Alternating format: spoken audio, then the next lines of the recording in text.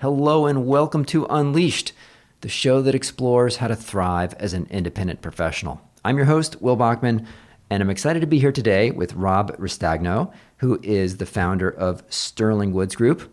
Rob, welcome to the show. Thanks, Will. It's great to be here. A big admirer of what you do. Thank you very much. So, Rob, I'm excited to speak with you today about customer segmentation, which is an area I know you have done a lot of work in. And I wanted to start with what are the most common flaws you see in customer segmentation? Will, I see about five things pretty regularly. Uh, Most companies feel like they're doing segmentation. They feel like they don't have any problems with segmentation. It's bread and butter. It's marketing 101. Of course, we have segments, but we often find one of five things is sometimes not in place, or usually not in place. The first, should we just tick through them one at a time? Absolutely. Okay, the first one we call anyone with a pulse. That sometimes companies don't really do segmentation. That they say, hey, you know who would make a great customer for us? Anyone who's breathing, anyone who has the ability to pay us. Uh, they may And not say that directly, but kind of behind the scenes, that's what the thinking really is. And it kind of reminds me of a company. They're in the professional development space, focusing on CEOs, and they actually leaned into this anyone with a pulse, and the sales team was organized that you can get anyone to pay for our services and join us. And when they finally said, you know what, we have a new CEO and a new CMO, and it's time to take a look at our market and actually go out and do some research, we actually found that there were four types of CEOs that were actually interested in consuming this service. Things like the peak performer, the CEO who likes to crush their numbers and be ahead of the competition, or the silent struggler, the CEO who is a bit of an insecure overachiever that maybe made it to the CEO suite but feels like they have to fake it till they can make it. And there were some others, but you can see probably the wheels are spinning already. That if you know that those are your target CEO segments or personas, how you think about positioning your product and what marketing channels you use and what benefits your sales team play up are totally different than anyone with a pulse. And the company was actually able to reduce their acquisition cost by 78% as a result of this. And they dropped some money to the bottom line, but reinvested most of the savings and were able to get some great top line growth as a result. yeah. And what's the problem with just saying, like, hey, we will sell to anybody that is willing to buy our service. Yeah, we're open for business. Doors are wide open. You know, we'll sell to anyone and you're anyone. What's the problem with that? It's just an inefficient use of your limited sales and marketing dollars. So you're going to get a lot of no's. And if you have, especially if you're a small or medium sized business, this is a huge problem. I guess if you're an enormous company, you just want to throw a bunch of resources out there. It's still inefficient, but at least you have the resources. And I know it's scary, actually, as an entrepreneur myself. I was a little guilty of this when I first started. Is you want to cast as wide of a net as possible because I need the paycheck. I need the income. But it actually is it may be counterintuitive that the more focused you are, the better. And if you try to be everything to everyone, you're going to be wasting a lot of your time and or money when it comes to sales and marketing. Yeah, because you can spin your wheels chasing customers that are really want something much, cheaper or more affordable or lower end than you offer, and if you try to serve them, they're going to push you to discount, and it's not really what you do, Yeah, and then if you exactly. go for customers that want sort of the luxury all-in Mercedes Benz or Lamborghini or whatever, you're gonna, maybe you can spin your wheels and try to put a proposal together or meet their needs, but in the end, you're gonna waste a lot of sales time and not get the deal anyways. And Yeah. so, it's about figuring out who you can serve and serve well with your offering, so that you can, serve them much more efficiently, right? Yeah, exactly right. Okay, so customers. So if number one flaw is just companies not even really doing a segmentation and just saying we're open for business. Okay, what's flaw number Exactly. two? Exactly. Flaw number two is just taking a rudimentary cut at your market.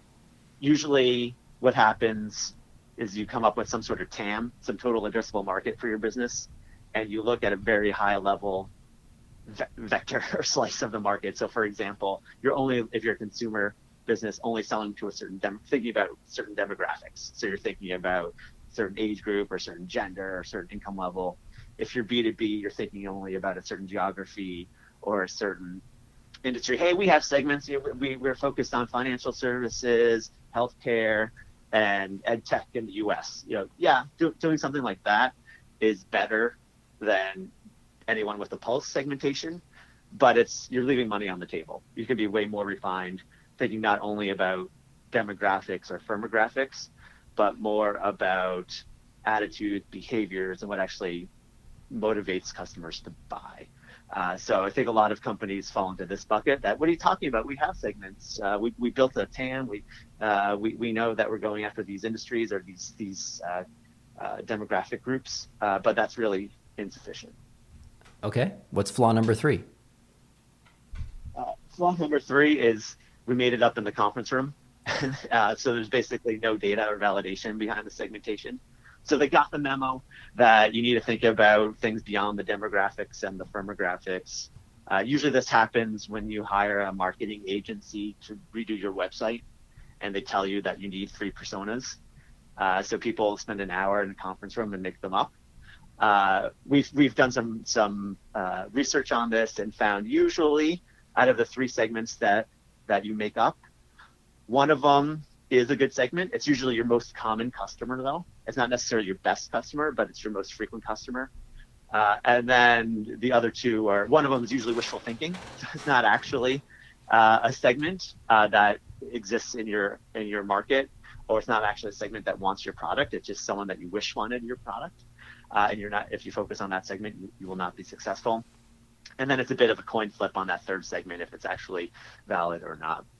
And so there was another professional services firm that came up with 7 personas when they redid their website. They were all excited about it, but then they realized that none of them were, I guess 5 out of the 7 really weren't yielding any fruit. So when they stepped back and actually did a more rigorous data-driven, research-validated approach to building their segments and personas, they got a 30% growth rate their first year and a 50% growth rate their second year.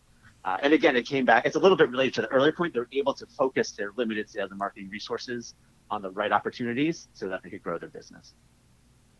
Okay. What's number 4? Number 4 is averages lie. And this one is actually my favorite one.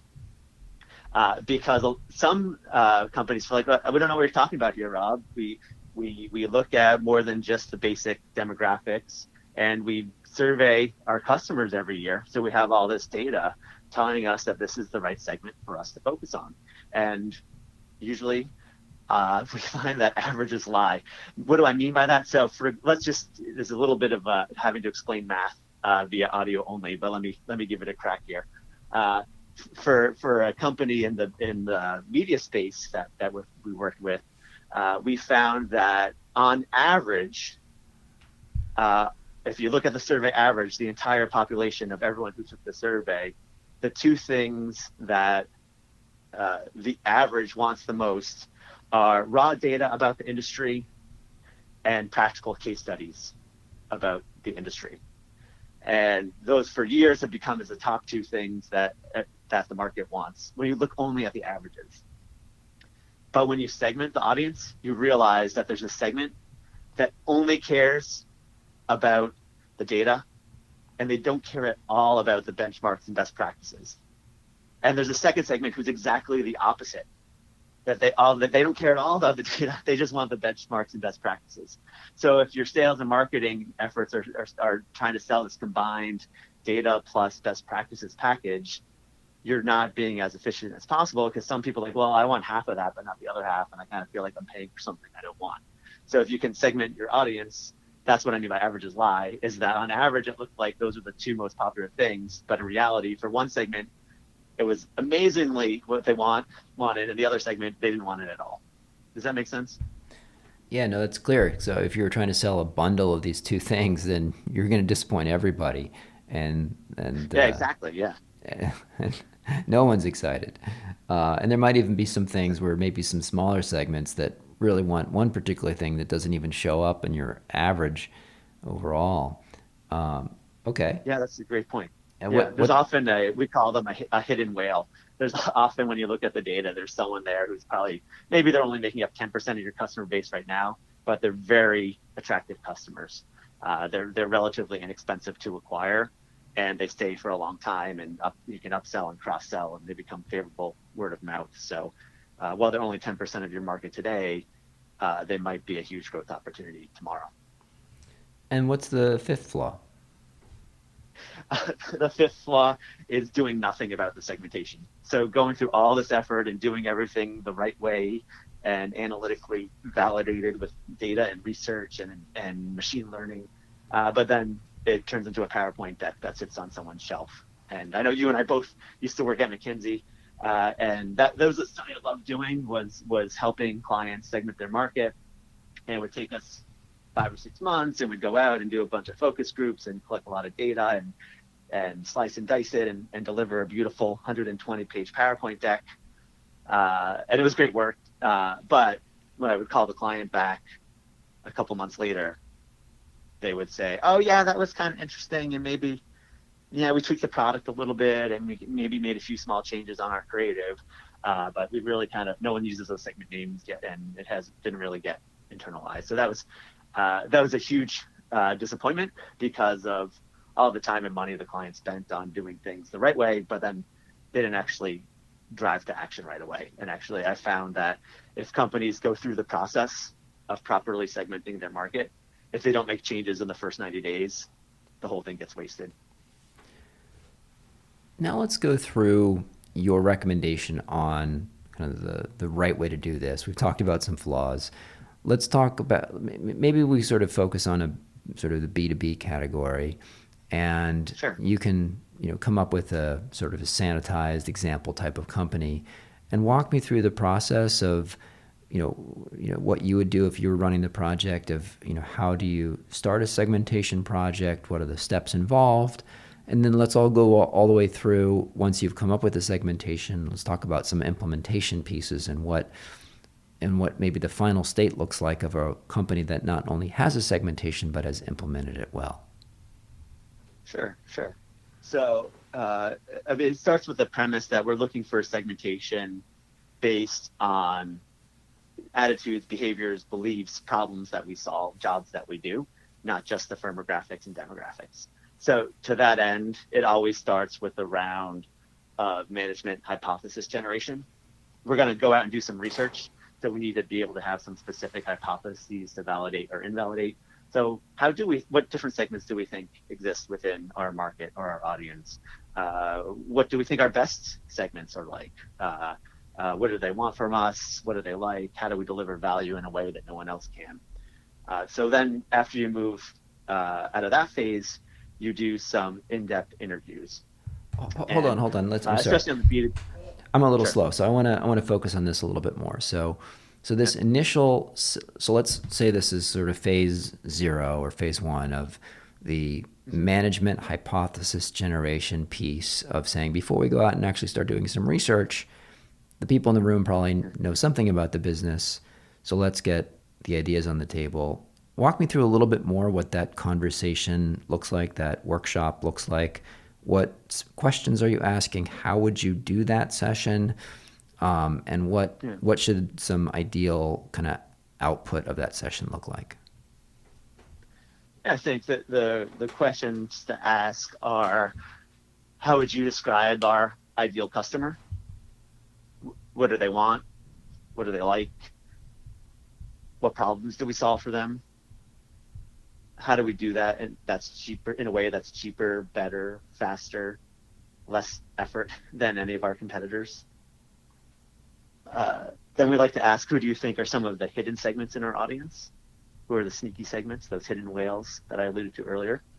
Who are people that you think make up a small percentage of our market today, or our customer base today, but we have some real expansion opportunities there.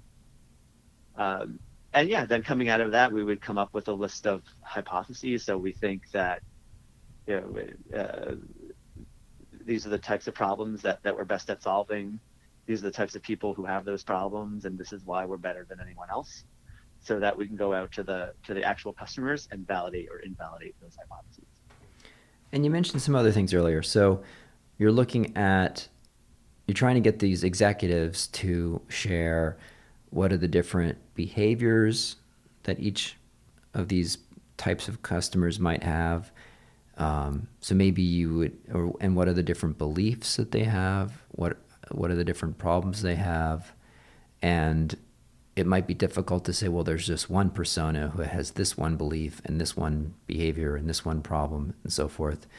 But it sounds like you're almost trying to come up with a list of different types of problems, different types of behaviors, different types of beliefs. Are there other categories that I'm missing there? Those are the three main ones, although we started doing more with values. And this is something that's a 2021 innovation for us. We found that companies who can find customers that share some of the same values as the corporation are much better customers over the long run. So you think about, does your company stand for integrity or hard work or creativity, innovation? Just kind of think about what your company stands for, and is there a connection or a mismatch with your ideal customer segments or not?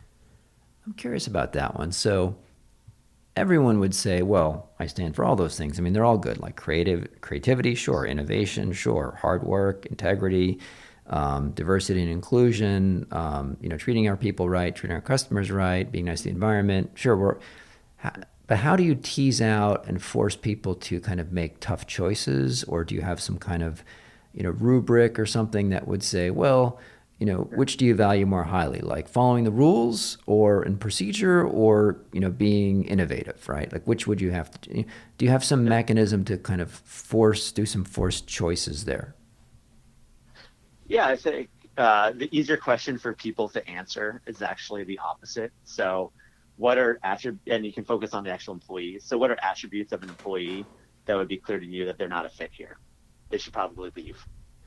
And if you can get some consensus on what that list looks like, maybe by sampling some key managers or even key individual contributors that really understand the business.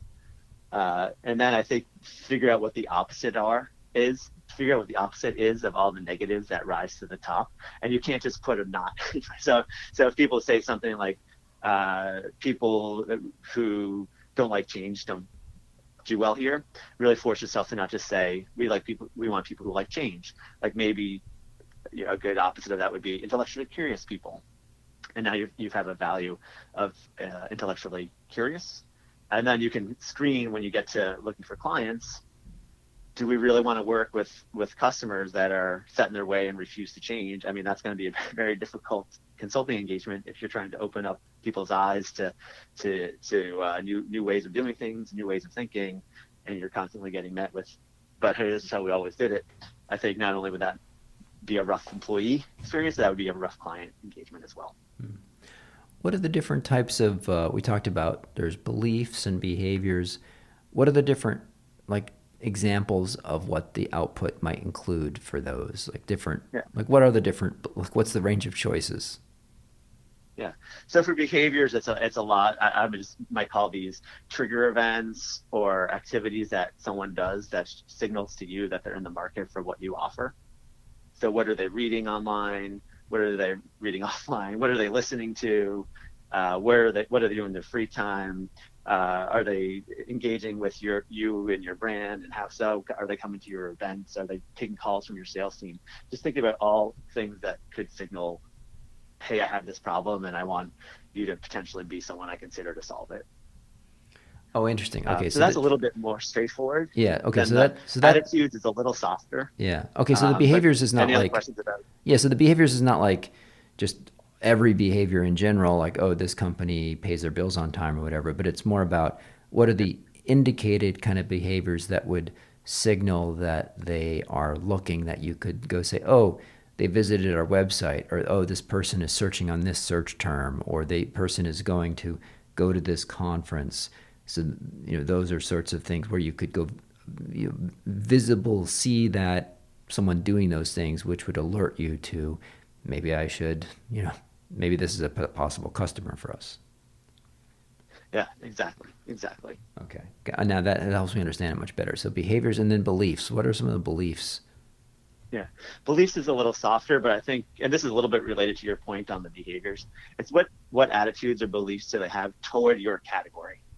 So I think that a mistake that I see happen a lot is people have general beliefs. So just because, Facebook can tell you if someone is religious, I'm just making something up, but just because someone is religious, it doesn't mean that they're necessarily going to buy your product, unless you have a product related to religion. But if I'm selling uh, uh, aircraft engines, chances are the fact that someone's religious doesn't really affect me. So it's not general psychographics, it's not general preferences and likes, it's attitudes related specifically to your category. So do they view what you're offering as something that helps them uh, develop professionally? Does it help them save time? Does it help them make more money? Does it help them feel more important? Does it help? Just kind of just think about some of the attitudes they have toward the category. Is this something that they're excited about purchasing? Is this something that they dread purchasing? And really understanding that helps you craft the right go-to-market approach. And the right language to speak to that belief. Yeah, Okay. yeah, yeah. All right, great. Okay, so we kind of doubled down on this section here. So, but it really helped me understand what that workshop would actually look like. So now we've completed sort of phase one of doing the management hypothesis driven piece. What's the next phase in your customer segmentation journey? The next phase is to go out and talk to actual customers. And what I've learned over the years, I've been doing some form of market research for 21 years now, is that the most accurate source of data is in-depth one-on-one interviews, in-depth interviews, IDIs for short. Uh, I've found that focus groups, and by the way, I'm very focused on segmenting customer bases for medium to high consideration products. So things, especially on the B2B side, things that people have to think about. They just don't buy them on an impulse. And even on the consumer side, things that are higher commitment, have higher price tags, or require more effort from the consumer to make the decision. So we're not talking here about Wrigley's and gum in the checkout line. For those cases, maybe focus groups have some benefits. But what I've found is that one-on-one interviews get you the most accurate data. And the other thing I would say is you don't have to do a lot of them to make sure that you've covered all your bases. And I have a bit of a math background and always are concerned about sample size, and there's some evidence to prove this out there, but depending on what problem you're trying to solve, usually 5 to 10 interviews are more than enough. And that sounds like a shockingly low number to many statisticians. But when it comes to in-depth interviews, I'll give you a different answer, by the way, when we get to the quantitative part of the study. But for the qualitative part, we're just trying to write a good survey. That's really the goal of the in-depth interviews, is to write a good survey, meaning that you've thought about a few things. You've thought about what words customers actually use to describe the hypotheses that you're validating. So maybe you and I just talked about intellectual curiosity. Maybe a single customer doesn't say intellectual curiosity, but they say things like innovative or creative or left brain, right brain. So you just kind of capture verbatims of how your customers are describing their attitudes, needs, beliefs, values, activities, actions, so that you're writing a survey in their terms, not ours. And then we'll always find that there's probably some things that the management team missed. That there's some opportunities outside the boundaries of normal, that there are other problems that we solved that we didn't realize we solved, or conversely, we think we're solving this problem, but no one else actually feels like that's a huge pain point, or sometimes they feel like you have that pain point, but that's not how your product works. So these interviews are very critical, but I always want to underscore the goal is to make sure that you write a good survey. You're not going to draw any final conclusions from doing 5 to 10 in-depth interviews. Okay. Boy, I totally agree with you on the power of touching the market and actually just talking to people who are customers. I wonder if it's a little bit personality driven. It might be that my personality is more drawn to that, form of engagement, which is maybe how I ended up, having a one-on-one kind of podcast. But I certainly feel that way myself, where you learn so much so fast when you just start talking to people and just drop the secondary research. Yeah. How, there's obviously different ways of getting at and setting up those sorts of discussions with customers. You can ask the company to make warm intros to some of their customers, but then it might be a little biased. You can use an expert network like Alpha Sites or GLG or Third Bridge or InX.1 or one of those. You can go try to source them on LinkedIn. What are some of the ways that you found most effective at setting up those customer interviews? So we have, I would say, a non-traditional point of view on this. And I think textbook marketing researchers might be a little concerned at first. But what we found is for this round of interviews, it's always best to focus on your own customers. And you alluded to some potential bias. You're right. There's a little bit of circular logic that they're already your customers. And what are we missing out by talking to people who already bought in? But what we found is that risk is outweighed by the fact that your customers actually know what they're talking about. And sometimes you talk to people who have limited experience with that, certainly with your product, but potentially even your category, especially if you have a more unique niche that you're playing in. So we've found for this round, it's ideal to start with your own customers for the interviews. Now, what we usually do is we do a round of research on our own customers. So we interview and survey our own customers to actually build the first pass at the segments. And I'm getting ahead of myself on the process here, but I just wanted to answer this point. And then if there's some skepticism about did we miss anything or not, that's when we redo the process with external parties. And that's when we bring in the recruiters to find us people to interview and take our surveys, the firms that you alluded to. But we find that it's more predictive and accurate, the data you collect from your own customers, and then you can manage that slight bias that there might be some circular logic by validating it externally after you've already gotten some really rich, robust, detailed, and insightful feedback from your own customers who know you and love you. Yeah, no, that makes sense. I'd say, yeah, I probably would have the point of view that if you can talk to, you definitely want to talk to obviously customers who know what they're talking about and know the space. And it certainly is nice if you can talk to people that considered your client, that were, considered them, that did an RFP or did some kind of process and considered the company you're serving, but then chose someone else because then that gives you real understanding of maybe a segment that you could be addressing, but somehow aren't measuring up. But yeah, I mean, the companies that you're already serving will tell you maybe, particularly if you have a third party, like a consultant talking to them, they'll sometimes open up and just be very transparent about what they like and what they don't like and so forth. So, okay, so we've identified some customers. I think you're right, Will. By the way, I should have expanded it to include existing customers and prospects. So I think you're right. I do agree with you. It is great, even in this first round, to talk to people who rejected you or didn't buy from you, but they are familiar with you. Yeah. So I think thank you for bringing that up because that's an important point.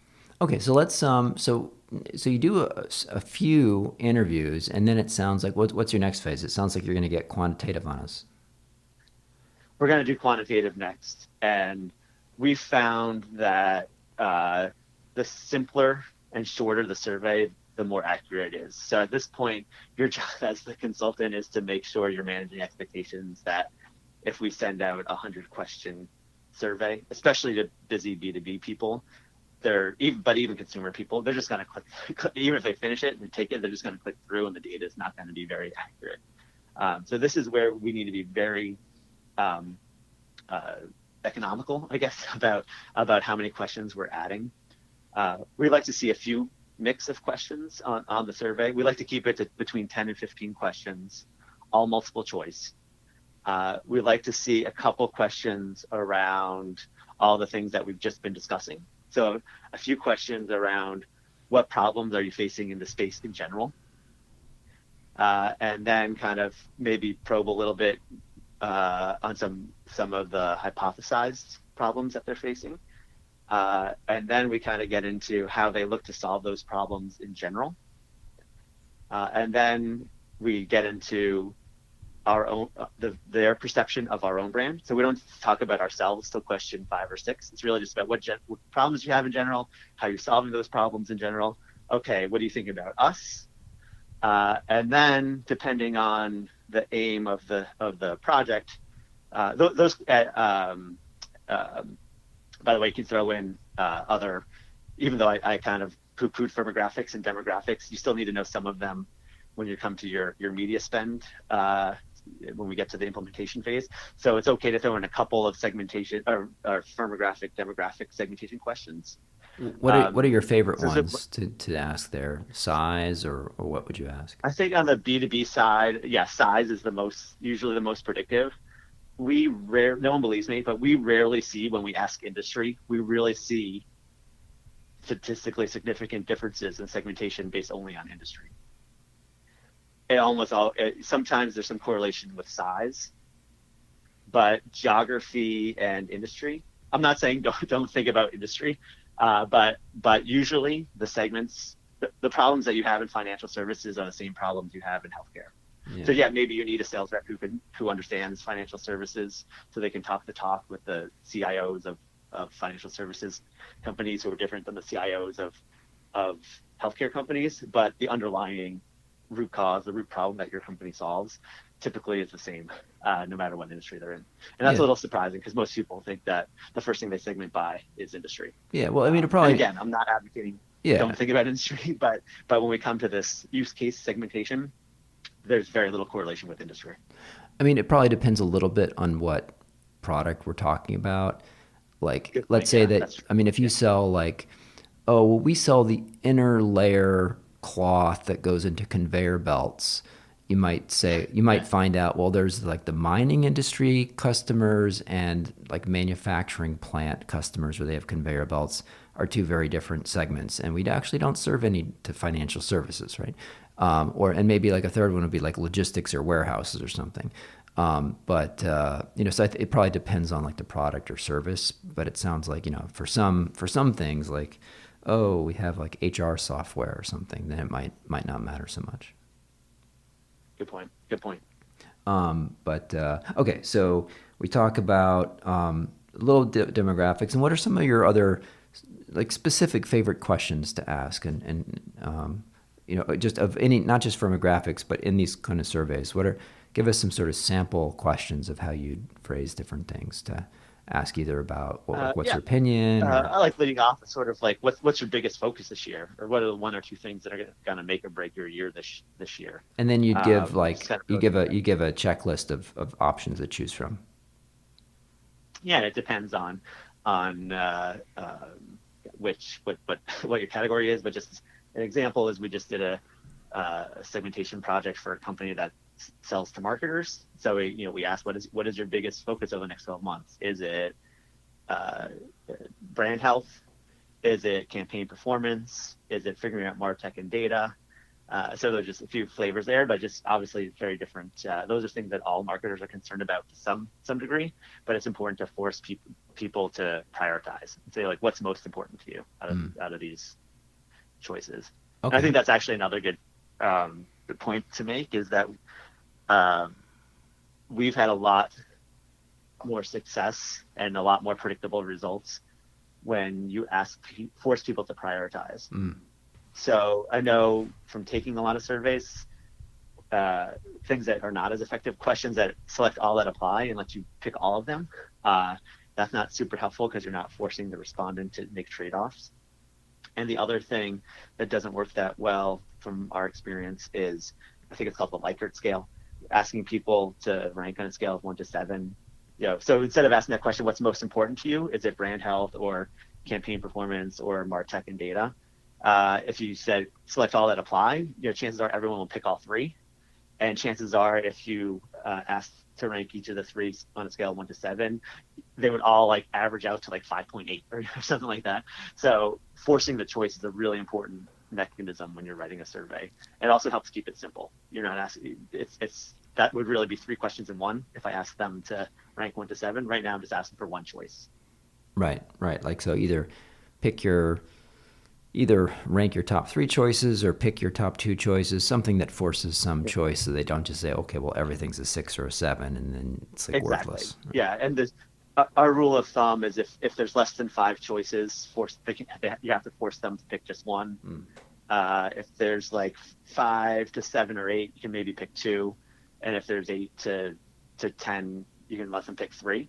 But try not to have more than 10 choices, because then it just gets to be a long survey, or a lot to read. Yeah, this is why the hypothesis generation and the interviews are so important, because that helps you cut off paths. Like, there might be 12 things you want to test or 12 things you want to ask, but you only heard 6 of them in the interviews. So, unless there's one or two that you really are interested in, don't bother asking the 5 or 6 that never came up in the interviews. Okay. Okay, so we do this survey, and now let's say we got the survey results back. So what's the next step? The next thing is to apply, I'll be jargony here for a second, unsupervised machine learning to the results to build the segments. And now I'll tell you what that actually means in plain English.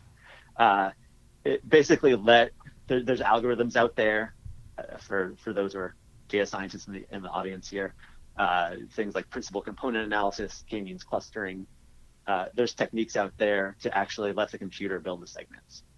And we highly recommend that, because you take all management bias and your own personal bias out of the decision making as to what the segments should be or are. And what these models do, what these algorithms do, is they'll just cluster people, group people, based on the questions that have the highest level of variance, the most differences between them. So they'll be able to claw apart the averages that I picked on so strongly at the beginning of this interview, and really build 3, 4, 5, 6, 7 segments that are statistically significantly different from each other, and so that these are real different customers. So you let the computer do its job, but then you have to bring it back to life and personify it for it to be actually meaningful to the client. So what you want to look at for each segment is how do they sort out? Yeah. So how are they different in problems that they have? Question on this is, so this is something that I'm not familiar with at all. If you are a machine learning, newbie, is it possible? Is there software out there where you could say, okay, let's say I have the results in Excel, that you can go to some, get some tool to do this, or do you need to, hire someone off of Upwork or something who's a, data scientist or machine learning person, or how would you actually go do this unsupervised machine learning? You'd have to hire a firm like ours who has the algorithms all built, or you could go on Upwork or any of these other platforms to find data scientists or statisticians that they'll know exactly what I'm talking about and be able to do it for you. And what kind of person, like, what would they even call themselves? Is this something that a data scientist would typically do, or what's I think I would it's kind of an aging term, but statistician is good enough for you. Someone really understands statistics and can do this. Data scientists, it could also do it, but you might be overpaying for them if they're a true data scientist. Not only can they perform these statistical techniques, but they can also understand how to wrangle data and write the code and stuff like that. So it might be, all statisticians may be calling themselves data scientists at this point, just from a branding standpoint. But you need someone who's good with statistics. And if you say principal component analysis and k-means clustering, and then most people with a statistics degree should be able to know what that means. All right, cool. So let's say either your firm has done this for someone, or you hire a statistician, and then they come up with, okay, these are these 6 groups, and they tell you these 30 respondents are in group A and these 40 are in group B and so forth. But then how do you go from that to an actual persona to identify what's the common characteristics of this group that this unsupervised machine learning has bundled together for me. So how we bring it to life is through a workshop, and I would call it a gamified workshop. And the idea is to uh, a little bit bore the client, and they actually like it in the end. But basically, say, look, we're going to walk through 100 charts today, and on each chart, we're going to go one by one, all the questions that we asked for each of the, let's just say, 3 segments to keep it simple. And for each chart, what we're going to see is a few things that I want you to keep your eye on. One is how that segment responded on an absolute basis. So if we ask, kind of, what's your biggest pain point? What percentage of them thought, just to use our marketing example here again, what percentage thought that their biggest opportunity was in brand strength? How did the segment score? Do they care most about brand strength? Do they care more about performance of their campaigns, or do they care more about MarTech and data? So you want to look at the absolute highest scores. But it's equally important to look at the difference from the mean. So on every slide, we're going to tell you not only how did this segment respond to this question, but how each of the responses compare to the population average. It's an index. So if this segment says, for example, most of them care about brand health, but every other segment also cared about brand health, and that's not a dimension that we're going to be segmenting on. If we found that this segment really cares about brand health twice as much as any other segment, then there's a good chance that this is going to be a segment that is focused around getting brand health right. Does that make sense? Yes, it does. So then what we found is 10 times out of 10, when you walk everyone through the math, they are making, it's actually brilliant. It's my favorite part of the project. Everyone makes connections in their head. So what might first sound like a daunting statistics course ends up becoming a lot of fun, because by the end they're throwing out names for the segment and connecting the dots and saying, oh yeah, that's just like Bill that I talked to, and he cares, all he cares about is his brand, and he's not looking at the data at all, and he's just fine by the seat of his pants, stuff like that. So really that methodical, gamified approach to say, we're going to go through this methodically, slowly, one chart at a time, and then we're going to end with a creative brainstorming session to bring these segments to life. I found that's the most effective way to not only communicate the segments that we found, but also get the team excited and bought into them, so that they're already thinking about activation, which is going to be the next part of this interview, I bet. Yeah. But like, they're already thinking about how they can grow their business now that they understand who their segments actually are. On that note, let's talk about activation. So what are all the things that a firm needs to think about once they've come up with segmentations that they're all happy with, in terms of, what you do with your website or other marketing collateral, or your pricing, or your sales team dividing it up, or just like what's the range of things that we need to think about doing now? Yeah, so I would just think about a marketing funnel. So think about what are all I'll give you an example in a second. Let me just tee up the funnel though. Let me just think, what are all the things we can do to generate more leads in the segment? What are all the things we can do to convert the leads we have in the segment? What are the things we can do to increase the customer lifetime value of the customers we have in the segment? And then maybe what are new products or brand extensions that we can launch that are appealing to the segment? So you got the sales, you got marketing, you got product development, and then just have a rapid fire brainstorming session with all those 4 components. So for example, I alluded to the professional services company targeting CEOs at the beginning of this interview. And one of their segments was kind of the silent struggler, the insecure overachiever. So for example, top of the funnel, how can we generate more leads here? Well, what about a white paper that we promote on LinkedIn called First Time CEO Survival Guide?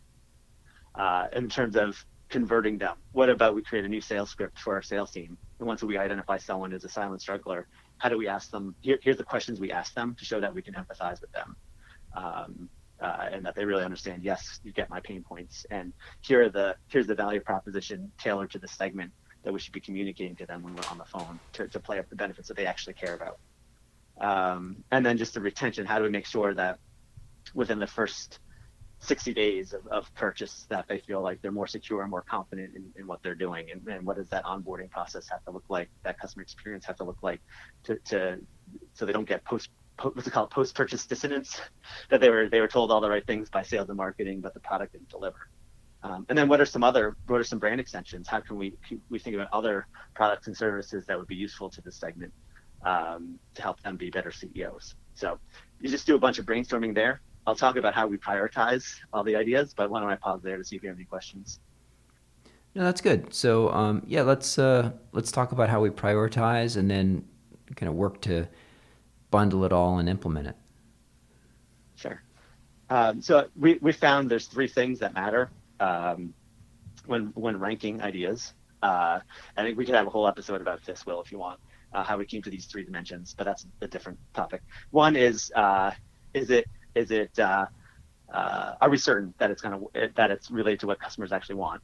And if you've paid attention during your whole market research project and segmentation project, nothing should be on this list that doesn't meet this criteria, but just make sure that just in case someone had a creative idea, if it's in conflict with any of the research that you just did, cross it off because it's not certain to work because it's not validated by any of the research and data that you just collected. The second one is feasibility. And we've created a persona called the dreamer, and it's the executive who has great ideas and they're brilliant and they're going to do awesome stuff. And if they were venture backed and in Silicon Valley, God bless them, but you have to also be realistic about what resources your company has and what skill sets your company has. And back to the point earlier that if you don't take action on your segmentation in 90 days, it kind of withers on the vine. So think about things that are practical and actionable and accomplishable with the resources that we have in-house today. Either existing employees or existing consulting relationships, existing agency relationships, or even potentially, as you talked about, finding people on Upwork or through Umbrex or whatever that can help us get some of this stuff done. And then the third dimension is newness.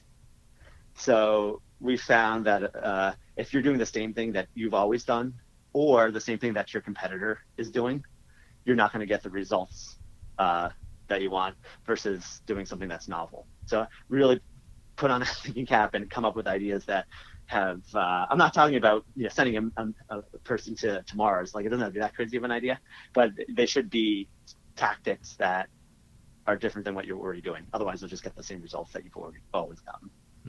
Okay. And then any final thoughts about how companies should go ahead and get this in place? Yeah, I mean, it comes down to the scoreboard. So the last thing to do is once you've prioritized all these initiatives, keep score. Like what is the goal, and see what's working and double down on that. And then if it's not working, look at the data and ask yourself why it's not working and figure out how you can course correct. And the idea is keep the eye on the segmentation over time. So continue to do a small amount of surveying and sampling to see two things. One, how are the segments trending in terms of size? Are you getting more segment A people? Are you getting more of these silent strugglers or not? And B, and I would NPS each segment, and that's a leading indicator to see which segments are becoming more and more loyal to your company and which ones you may have an issue. You have to go back to those four levers we talked about, figuring out if you have if you have a product problem or experience problem or marketing problem or sales problem. Yeah, and that's NPS, Net Promoter Score, of course. Rob, thank you so much for joining today. If folks wanted to find your firm online and follow up with you, where would you point them? Come visit us at sterlingwoods.com. Fantastic. Rob, thank you for joining. Thanks, Will.